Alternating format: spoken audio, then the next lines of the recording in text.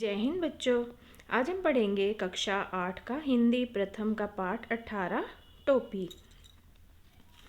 पाठ को शुरू करने से पहले थोड़ा सा पाठ के बारे में बता देती हूँ। ये एक लोक कथा है और इसके रचयिता संजय जी हैं, ठीक है ना।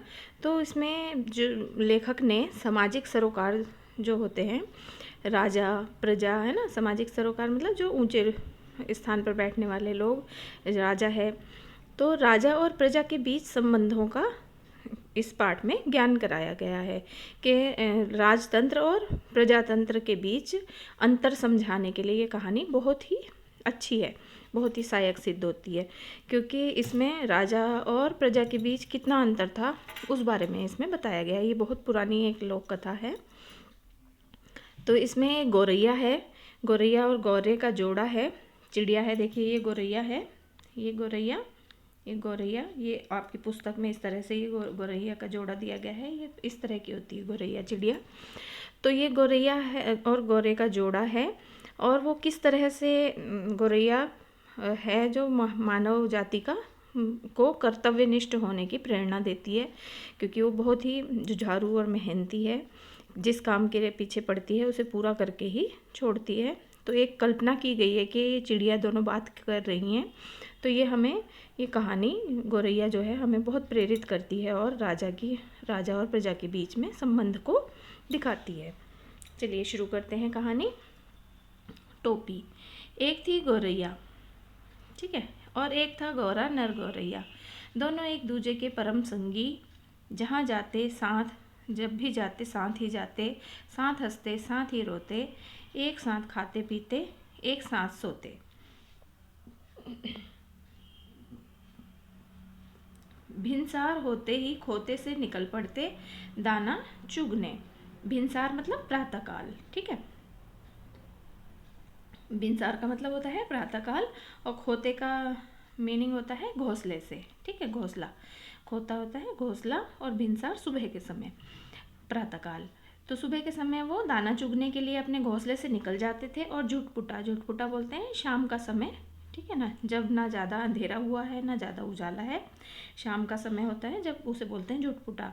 होते ही खोते में आ घुसते, खोते मतलब घोंसले में आ घुसते, आ जाते। थकान मिटाते और सारे दिन के देखे सुने में हिस्सेदारी बांटते, और सारा दिन जो उन्होंने देखा है दोनों ने, तो उसमें हिस्सेदारी बांटते मतलब बातचीत करते बैठकर आपस में। एक शाम गौरैया बोली, एक शाम गौरैया बोली, आदमी को देखते हो, रंग कैसे रंग बिरंगे कपड़े। तो गौरैया जो है गौरे से कह रही है, गौरा जो नर गौरैया है, गौरा उससे कह रही है कि आदमी को देखते हो कैसे रंग बिरंगे कपड़े पहनते हैं, कितना फबता है उन पर कपड़ा।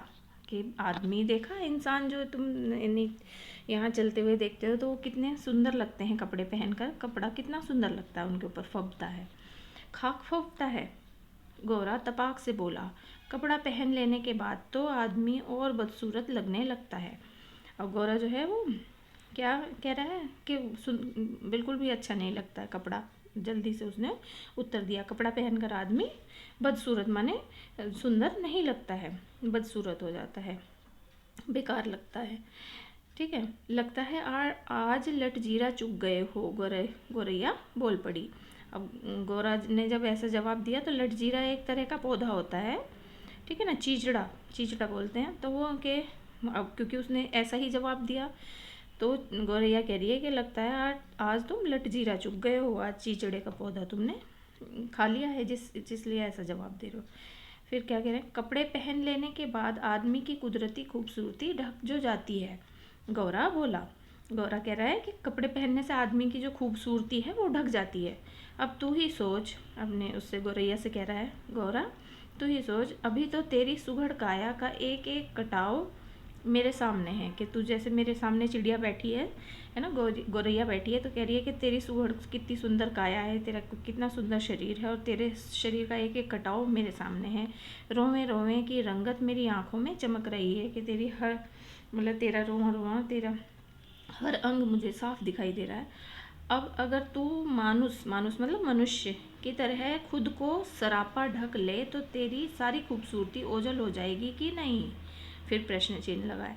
तो वो गौरैया से गौरा क्या कह रहा है कि अगर तू सरापा मतलब सिर से पाँव तक पहना जाने वाला अचकन टाइप का है ना, सरापा सिर से पाँव तक पहना जाने वाला कपड़ा, उसको अगर पहन लेगी तो तेरी सारी खूबसूरती ओझल हो जाएगी। ओझल मतलब ढक जाएगी ना, दिखाई नहीं देगी। तो वो गौरा इस तरह से उससे प्रश्न करते हुए कह रहा है, अगर तू इस तरह का कपड़ा पहन लेगी तो। कपड़े केवल अच्छा लगने के लिए नहीं, गौरैया बोली, मौसम की मार से बचने के लिए भी पहनता है आदमी। ठीक है, गौरैया आप क्या जवाब दे रही है गौरे को कि कपड़ा सिर्फ अच्छा लगने के लिए ही नहीं, मौसम की मार जैसे सर्दी है, गर्मी है, बरसात है ना, इन सब से बचने के लिए भी आदमी पहनते हैं, मनुष्य कपड़े पहनते हैं। तो गौरैया भी यही चीज़ गौरे को समझा रही है कि मौसम की मार से बचने के लिए आदमी कपड़ा पहनता है। तू समझती नहीं, अब गौरा हंसकर बोला, कपड़े पहन पहन कर जाड़ा गर्मी बरसात सहने की उनकी सकत भी जाती रहती। सकत मतलब आदत, ठीक है ना, कि उनकी आदमियों की आदमी जो हैं उनको कपड़ा पहनने से जाड़ा गर्मी बरसात सहने की आदत ही नहीं रहती है। और इस कपड़े में बड़ा लफड़ा है, लफड़ा भी है। लफड़ा मतलब कि बहुत उलझन है, झंझट है, इस कपड़े को पहनने से बहुत उलझन है। कपड़ा पहनते ही पहनने वाले की औकात पता चल जाती है। कपड़ा पहनते ही पहनने वाले की औकात पता चल जाती है। आदमी आदमी की हैसियत में भेद पैदा हो जाता है, क्योंकि अगर कोई गरीब है तो उसके पास अच्छे कपड़े नहीं होंगे, तो वो कैसे जो भी उसे मिले हैं कपड़े जैसे भी हैं फटे उटे ऐसे पहनेगा। और जो अमीर आदमी है उसके पास ज़्यादा अच्छे कपड़े होंगे, तो क्या कह रहे हैं कि औकात मतलब उसकी हैसियत, माने आदमी की हैसियत पता चल जाती है कि वो किस तरह का है, गरीब है या अमीर है। इससे उन दोनों में भेद पैदा हो जाता है कपड़े पहनने से। फिर क्या कह रहे हैं, फिर भी आदमी कपड़ा पहनने से बाज नहीं आता। गौरैया बोली, नित नए नए लिबास सिलवाता रहता है, नए नए कपड़े सिलवाता रहता है। नित मतलब रोज, हर नित रोज ही जो कोई त्यौहार आया या कुछ हुआ तो उस पर नए नए लिबास नए नए कपड़े सिलवाता है आदमी। यह निरा पोंगापन है, मतलब ये तो बिल्कुल पागलपन है। गौरा बोला, आदमी तो लिबास से फ़कत लाज ही नहीं ढकता, कि आदमी जो है केवल फ़कत मतलब केवल लिबास मतलब कपड़ा पहनने से अपनी लाज ही नहीं ढकता, हाथ पैर जो चलने फिरने काम करने के वास्ते हैं उन्हें भी दस्ताने और मोजे से ढक लेता है। कि केवल अपने शरीर को ही नहीं ढकता, बल्कि वो जो हाथ पैर काम करने के लिए दिए हैं उन्हें भी दस्ताने और मोजे पहनकर ढक लेता है। सिर पर लटे हैं उन्हें भी टोपी से ढक लेता है। अपन तो नंगे ही भले, ठीक है ना। गौरा क्या कह रहा है कि हम तो नंगे ही अच्छे हैं, टोपी ओपी हमें नहीं पहननी है। उनके सिर पर टोपी कितनी अच्छी लगती है, गौरैया बोली, मेरा भी मन टोपी पहनने का करता है। अब गौरैया क्या कह रही है कि उनके जो मनुष्य है, मनुष्य के सिर पर टोपी कितनी सुंदर लगती है। और गौरैया कह रही है मेरा भी मन है टोपी पहनने का। अब इसी से इस पाठ का नाम टोपी रखा गया है, ठीक है। अब क्या हुआ, टोपी कैसे कैसे सिलाई गई, तो टोपी तू पाएगी कहाँ से, गौरा बोला कि अब तुझे ये टोपी कहाँ से मिलेगी। टोपी तो आदमियों का राजा पहनता है, जानती है ना, जानती है। तो मतलब ये था उस समय जो कि राजा ही टोपी पहन सकते थे, प्रजा को टोपी पहनने का अधिकार नहीं था, कि जो ऊंचे लोग जो अमीर लोग थे वही टोपी पहन सकते थे, ठीक है। एक टोपी के लिए कितनों का टाट उलट जाता है, जरा सी चूक हुई नहीं कि टोपी उछलते देर नहीं लगती। अपनी टोपी सलामत रहे इसी फिक्र में कितनों को टोपी पहनानी पड़ती है। मेरी मान तो तू इस चक्कर में पड़ ही मत। अब गौरा जो है गौरैया को समझाते हुए कह रहा है कि ये टोपी बहुत ही बेकार चीज़ है, कि अपना काम निकलवाने के लिए दूसरे की चापलूसी करनी पड़ती है, टोपी पहनानी पड़ती है ना। और ज़रा सी चूक हुई तो हमारी टोपी भी उछल सकती है, माने हमारी इज्जत उछल सकती है। हमारी टोपी सलामत रहे इसके लिए कितनों को टोपी पहनानी पड़ती है। तो मेरी मान तू इस टोपी के चक्कर में मत पड़।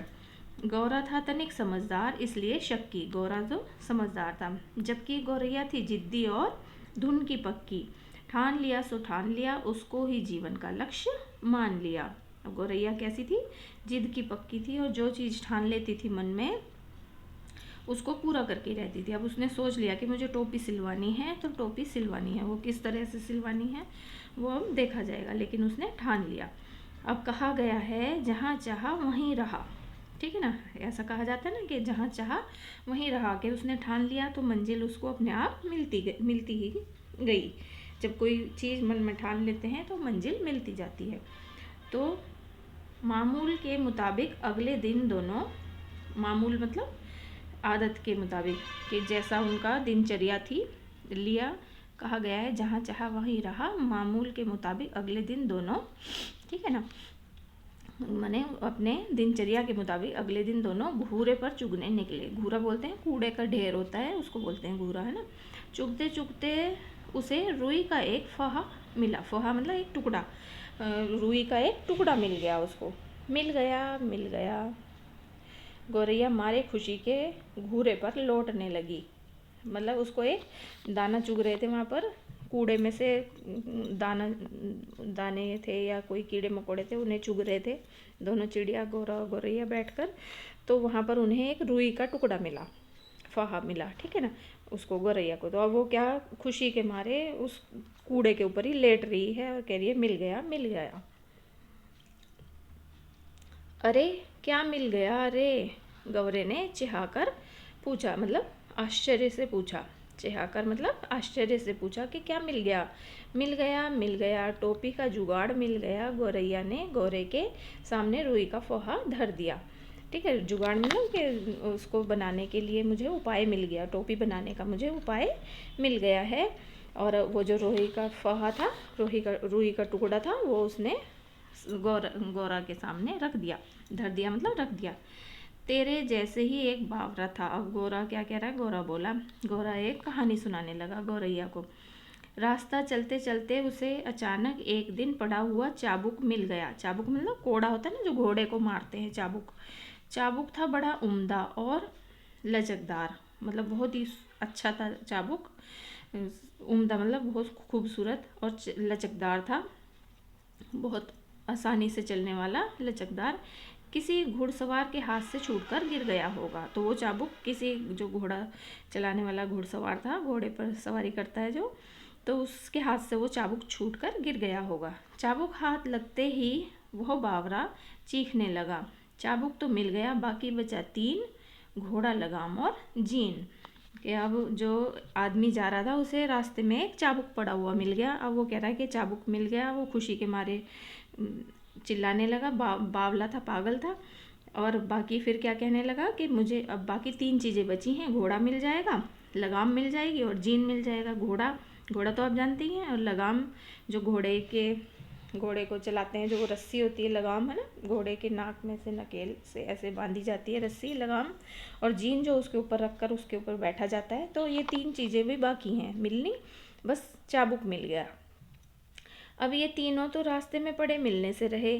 सब काम धंधा छोड़कर वह बावरा ताउम्र यह रटता रहा। बाकी बचा 3, घोड़ा, लगाम, जीन। गौरा उसे समझाते हुए बोला, इस रुई के फाहे से लेकर टोपी तक का सफ़र तुझे कुछ अता पता है ना। फिर प्रश्न चिन्ह लग रहा है कि मतलब अपनी कहानी सुनाई गौरे ने एक, कि ऐसा ही तेरे जैसा ही एक बावला था, उसे लगाम मिली, चाबुक मिला, कोड़ा मिल गया, और घोड़ा, लगाम और जीन को सारी उम्र वो ढूंढता रहा। ऐसे ही तुझे एक फहा मिला है, उसके लिए तू इतना खुश हो रही है। आगे तुझे पता है कि टोपी तक का सफ़र, मतलब कैसे इससे टोपी बनाएगी तू, कुछ पता है तुझे? बस देखते जाओ अब कैसे बनती है टोपी। अब गौरैया रुई का फहा लिए एक धुनिया के पास चली गई और बड़े मनोहार से बोली। धुनिया होता है जो रुई को धुनता है, रुई से रजाइयाँ बनाता है ना, उसको धुनिया बोलते हैं, ठीक है। तो अब रुई लेकर वो धुनिया के पास चली गई, ठीक है। तो धुनिया के पास जाकर और बहुत मन से, मतलब उसको मनाते हुए बोल रही है, मुनहार करके मनाते हुए कह रही है, धुनिया भैया इस रुई के फाहे को धुन दो।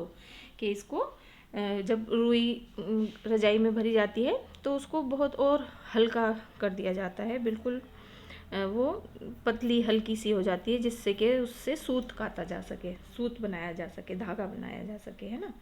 तो इसलिए उस रुई को धुना जाता है, रुई को धुनकर फिर उससे सूत बनाया जाता है। तो अब वो पहले दुनिया के पास गई है कि रुई का इस फोए को धुन दो, ठीक है। अब दुनिया बेचारा बूढ़ा था। दुनिया कैसा था? बेचारा बूढ़ा था, जाड़े का मौसम था, उसके तन पर वर्षों पुरानी तार तार हो चुकी एक मिर्जई पड़ी हुई थी, एक फटा हुआ सा कपड़ा। मिर्जई मतलब बिल्कुल तार तार हो चुका था, मिर्जई बहुत फटा हुआ सा एक कपड़ा उसने पहन रखा था। वह कांपते हुए बोला, तू जाती है कि नहीं?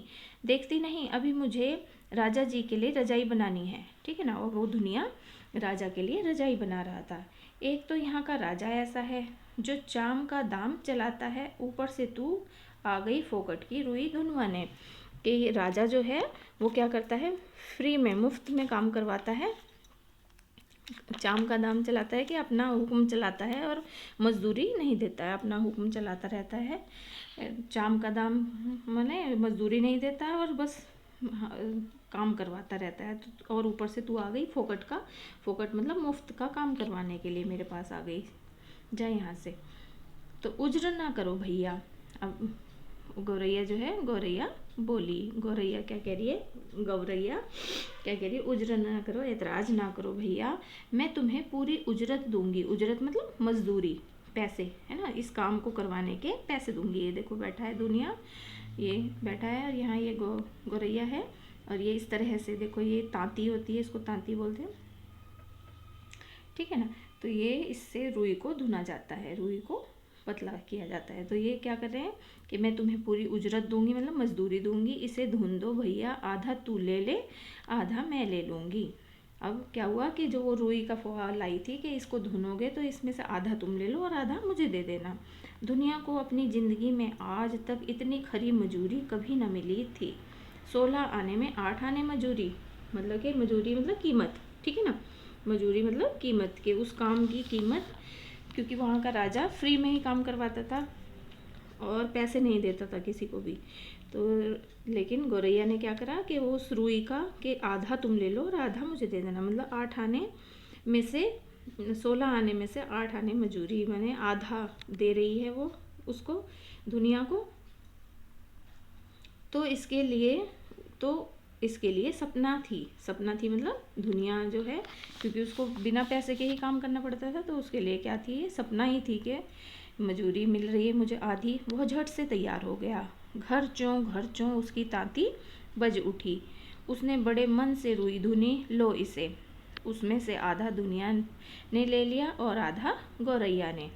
अब वो रुई को धुन दिया उसने, बहुत पतला सा कर दिया उसको, रुई को धुन के, और आधा अब खुद रख लिया, आधा उसको गौरैया को दे दिया। इससे उत्साहित गौरैया एक कोरी के यहाँ गए और कहने लगे, कोरी भैया इस धुनी हुई रुई से सूत काट दो। कोरी जो सूत काटने वाला होता है ना, सूत धागा बनाता है जो, ठीक है।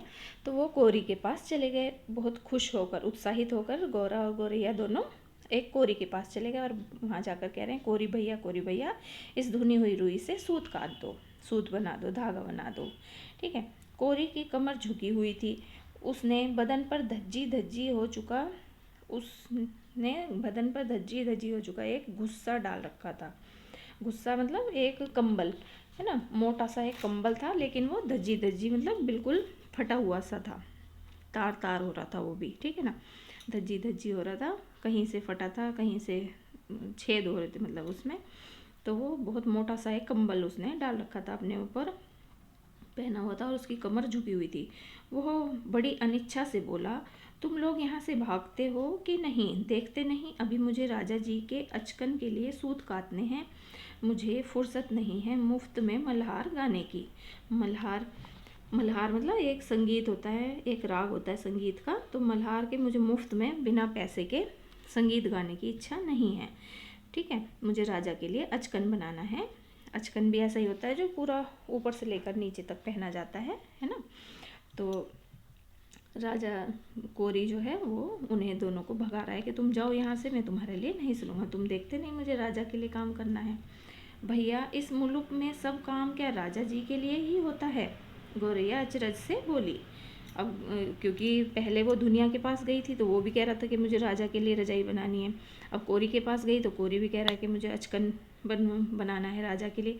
तो अब गौरैया कह रही है कि क्या सारे इस मुल्क मतलब इस देश में, मुल्क मतलब देश में, इस देश में सारे काम क्या राजा के लिए ही होते हैं। तू किस मुल्क से आई है? अब वो कोरी जो है कहने लगा तू किस मुल्क से आई है।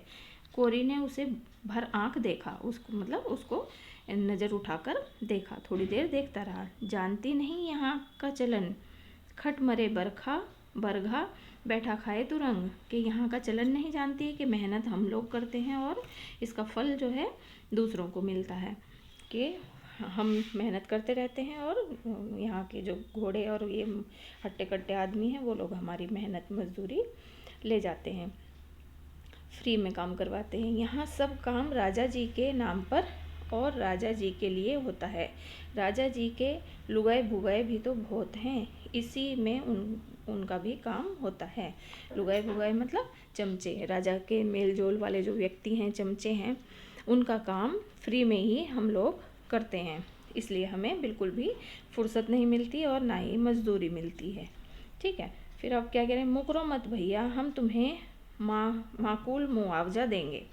अब क्या कह रही है गौरैया बोल पड़ी कि मुकरो मत, के मना मत करो कोरी भैया, मना मत करो, हम इसका तुम्हें पूरा पैसा देंगे, पूरा तुम्हारे मन के मुताबिक पैसा देंगे।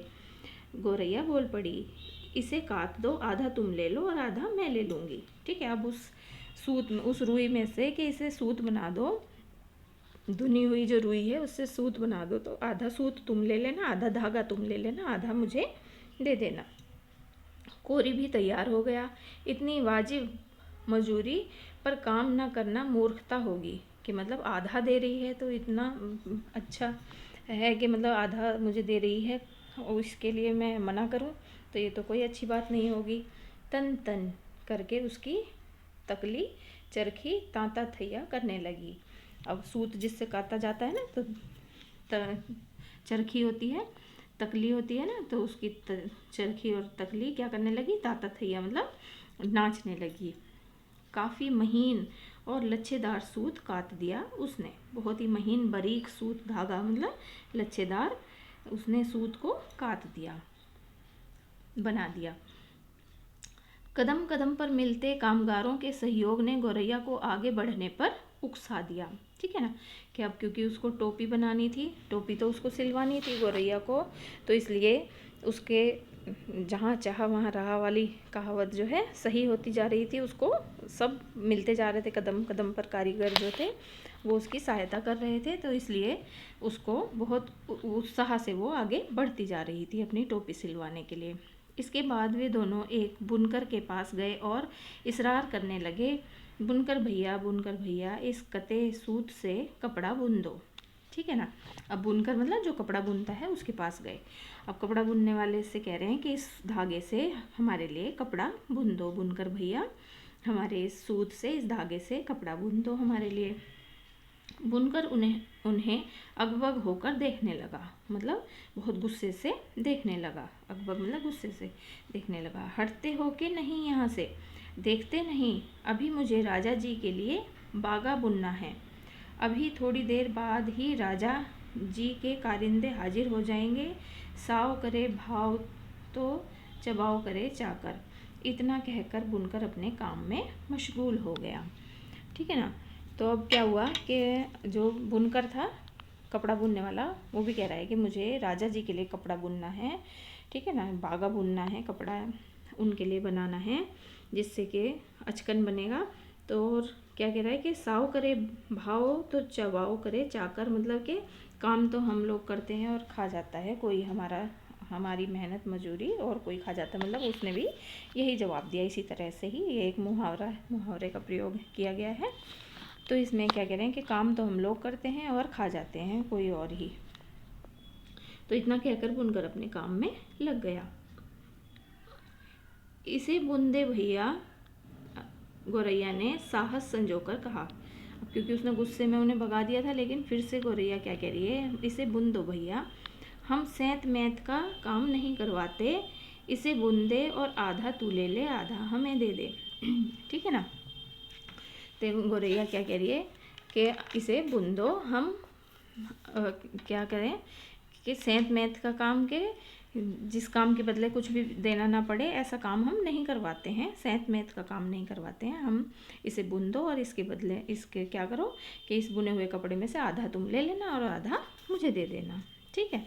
तो अब वो क्या हुआ कि उसमें से भी उसने लालच दे दिया गोरैया ने बुनकर को कि आधा तुम ले लेना, कपड़ा बुन दोगे तो आधा मुझे दे देना। बुनकर ने देखा कि सौदा बुरा नहीं है, वह तैयार हो गया। सूत अपनी ओर खींचकर ताना बाना पसार दिया। उसका करघा चलने लगा, ढरकी ढुलकने लगी, ठीक है ना। तो उसका चरखा जो है चलने लगा। करघा बने जो जिससे कपड़ा बुना जाता है, वो मशीन उसकी उसने ताना बाना बुन दिया, मैंने उसको फैला दिया मशीन को और उसके ऊपर सूत को लुढ़का दिया है, सूत जिससे बुना जाता है। ढरकी ढुलकाने लगी, ढुलकने लगी। थोड़ी ही देर में उसने काफ़ी गफ्श और दबीज कपड़ा बुन दिया, है ना। गफ्श मतलब बहुत घना और दबीज मतलब मोटा, ठीक है। कपड़ा बुन दिया, आधा उसने ले लिया और आधा इन्होंने किसने गोरैया और गौरा ने, ठीक है। अब आधा बुनकर ने ले लिया और आधा गोरैया ने ले लिया। बहुत अच्छा मोटा और घना कपड़ा उसने बुनकर ने दिया। गोरैया ने 3/4 मंजिल पार कर ली थी। कपड़ा दिए वह एक दर्जी के पास जा पहुंची। अब कपड़ा लेकर वो एक दर्जी के पास गई, दर्जी जो कपड़े सिलता है, ठीक है। अब क्या कहना, दर्जी भैया इसकी टोपी सिल दो, खिसकती हो कि नहीं यहाँ से, दर्जी रोष से बोला। दर्जी भी गुस्से से ही बोल रहा है। देखते नहीं राजा जी की 7वीं रानी से 9 बेटियों के बाद 10वां बेटा पैदा हुआ है। अब क्या कह रहा है दर्जी कि राजा जी की 7वीं रानी है, 7वीं रानी की 9 बेटियों के बाद 10वां बेटा पैदा हुआ है। अब उस 10 रतन के लिए मुझे ढेरों झब्बे सिलने हैं। क्यों झब्बे मतलब कुर्ते। उस 10 रतन जो 10 बेटियों के बाद पैदा हुआ है, 9 बेटियों के बाद पैदा हुआ है 10वां, तो उस 10 रतन जो है 10वां रतन जो है उसके लिए मुझे झब्बे कुर्ते सिलने हैं। दर्जी ने माथे का पसीना पोंछते हुए ठंडी आह भरी। अब उसके माथे पर पसीना आ रहा था क्योंकि उसे 10 कुर्ते सिलने थे, तुरंत ही सिलकर देने थे। कुछ देना ना लेना, भर माथे पसीना, मतलब कि ना तो कुछ पैसे देते हैं और बस हमारा पसीना निकलवाते रहते हैं, ठीक है ना। हम तो भैया बेगार में कुछ करवाते नहीं, गोरैया बोली कि हम बिना पैसे के नहीं करवाते कुछ भी काम। इस बुने कपड़े की टोपी सिल दे, बल्कि 2 टोपियाँ सिल दे, एक तू ले ले एक हम ले लेंगे, ठीक है। अब वो जो कपड़ा था उसमें से भी आधा के 2 टोपी सिल दे, एक टोपी तू ले लेना और एक मुझे दे देना। उसने भी उस कपड़े में से भी आधा उस दर्जी को दे दिया। मुँह मांगी मजूरी पर कौन मूंजी तैयार ना होता, कि कौन दुष्ट है जो मुँह मांगी मजूरी, मतलब कि मुँह से उसने कुछ मांगी ही नहीं लेकिन बिना मांगे ही उसको मजूरी मतलब पैसे मिल रहे हैं, मैंने उसको आधा कपड़ा मिल रहा है, तो वो क्यों नहीं तैयार होता। तो वो भी तैयार हो गया। कच कच उसकी कैंची चल उठी और चूहे की तरह सर उसकी सुई कपड़े के भीतर बाहर होने लगी। अब उसने फटाफट से क्या करा, कचकच से कैंची चली, मतलब टोपी का आकार में उस कपड़े को काटा, 2 टोपियों का उसमें कपड़ा काटा उसने और सर करके उसकी सुई चलने लगी, भीतर बाहर होने लगी, मतलब सुई से वो टोपी सिलने लगा, मशीन से टोपी सिलने लगा। बड़े मनोयोग से उसने 2 टोपियाँ सिल दी, बहुत ही मन लगाकर, मनोयोग से मतलब बहुत मन लगाकर उसने 2 टोपियाँ सिली, क्योंकि उसको आधी मजूरी मिल रही थी उसमें से, कि आधा कपड़ा मिल रहा था। खुश होकर दर्जी ने अपनी ओर से एक टोपी पर 5 फूंदने भी जड़ दिए, ठीक है। एक टोपी एक खुद के लिए सिली और एक जो दूसरी टोपी गोरैया के लिए सिली, उसमें क्या करा उसने 5 फूंदने, दर्जी ने खुश होकर 5 फूंदने, मतलब फूंदने होते हैं जो ऊन के बने हुए फूल की तरह लगते हैं, ऊन के बुने हुए होते हैं, फूल की तरह दिखते हैं, गोल गोल गेंद जैसे, तो वो होते हैं फूंदने, है ना। तो वो फूंदने 5 जो है उस टोपी पर जड़ दिए, मैंने उस पर टोपी पे सिल दिए उसने। फूंदने वाली टोपी पहनकर तो गोरैया जैसे आपे में ना रही, कि टोपी पहनकर वो इतनी खुश थी कि वो फूले नहीं समाज थी, 1.5 टांगों पर ही लगी नाचने, फुदक फुदक कर लगी गौरा को दिखाने। अब वो क्या कर रही है, फुदक फुदक कर अपनी टोपी गौरे को दिखा रही है। देख मेरी टोपी सबसे निराली 5 फूंदने वाली। अब वो नाच नाच कर क्या कह रही है गौरे को दिखाकर कि मेरी टोपी देखो कितनी निराली है और 5 फूंदने वाली। इस पे 5 ऊन के जो गोले होते हैं, छोटे फूल की तरह लगते हैं, वो फूंदने लगे हुए हैं। वाकई तू तो रानी लग रही है, गौरे को भी आखिरकार कहना पड़ा। सुंदर लग रही थी चिड़िया। रानी नहीं राजा कहो मेरे राजा, गौरैया ऊंचा उड़ने लगी। अब कौन राजा मेरा मुकाबला करेगा, कि उस मुल्क का जो राजा है वो मेरा मुकाबला नहीं कर सकता। टोपी पहनते ही उसके मन में एक नए हुलस ने जोर मारा कि क्यों ना इस मुल्क के राजा का भी एक बार जायज़ा लिया जाए, उसके लिए इतने सारे काम होते हैं। ठीक है ना।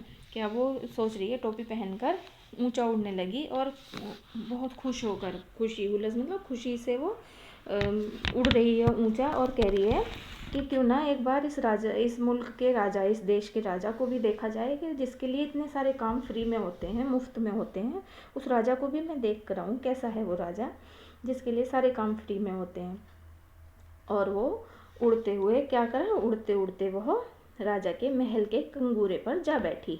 अब वो ऊंचा उड़ते उड़ते कहाँ पर, ऊंची जगह, कंगूरा कहाँ होता है जो सबसे ऊंची चोटी, ऊंची जगह है राजा के महल की, वहाँ पर जाकर बैठ गई। देखो ठीक है। तो अब ये एक पार्ट मैंने इसका पढ़ा दिया है, अगला पार्ट हम नेक्स्ट वीडियो में पढ़ेंगे। धन्यवाद।